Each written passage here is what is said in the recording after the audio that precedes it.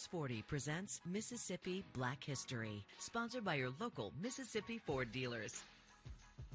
We are kicking off our Black History Month series with a spotlight on one of our own. His name is Jerome DeLoach, and if you look up the word photojournalist in the dictionary, we think there should be a picture of him.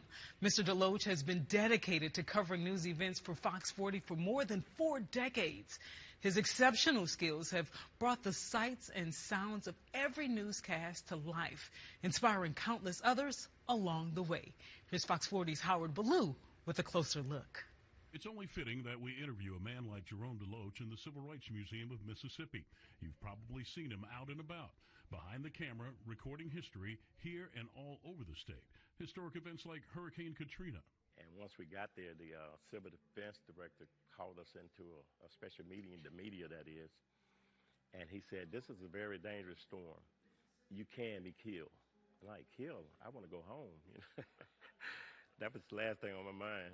So, and then as it came ashore and seeing the devastation and the hurt, the position it left people in, you know, I couldn't help but I was just in the midst.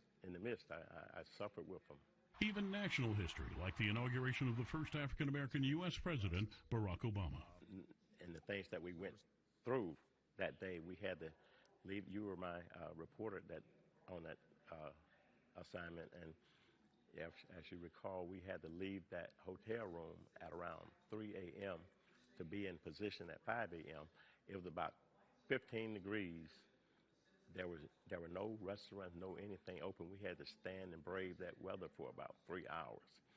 And but it was all worthwhile, because to see that and be part of history like that was amazing. He's been doing it for the WLBT family 42 years now, but this Alabama native's first love was aviation, inspired by the famed Tuskegee Airmen. I actually was approved for the School of Aviation at Tuskegee. My ambition was to become a pilot, but I discovered early on that I had vertigo, and that kind of discharged me from any hopes of becoming a pilot at that time. So Jerome DeLoach shifted gears. Fresh out of college, he answered a newspaper ad for a job at a Meridian television station owned by WLBT and became an award-winning, storied photojournalist. Things were a lot different when DeLoach joined the team in 1982. He and reporter the late Don Cross were at one point responsible for covering news events across the state and sometimes out of state. We had to find a way to get that story back. And the technology then was so limited that you really couldn't count on anything other than driving it back. And Jerome DeLoach almost always got those stories back in time for the newscasts. It's that kind of dedication and his eye for gathering interesting news stories that makes DeLoach the go-to dependable teammate he is today. DeLoach thinks like a journalist. While he wasn't the first African-American news photographer in Mississippi, there weren't many like him behind the lens when he first started. Since then, it's fair to say he has inspired many aspiring young news photographers and journalists over the years. I would like to think so. In fact, I know I have touched a lot of young people to want to get into this business.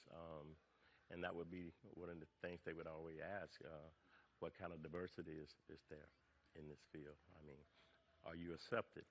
And I would reply to them, I would tell them something my parents always told me, was that color was something that came in a box of Corolla crayon. And treat everybody the way you want to be treated, and respect everybody the way you want to be respected. So with that in mind, I felt like I was on even playing with everybody. By the way, if you're doing double takes saying Jerome DeLoach looks so familiar, you're not alone. Almost everywhere he goes for decades now, people stare at him, eventually asking if he's one of the Scott twins of the hit R&B music group, The Whispers. Make a long story short, The Whispers were in town quite a few years ago, and I was at the airport to rent a vehicle.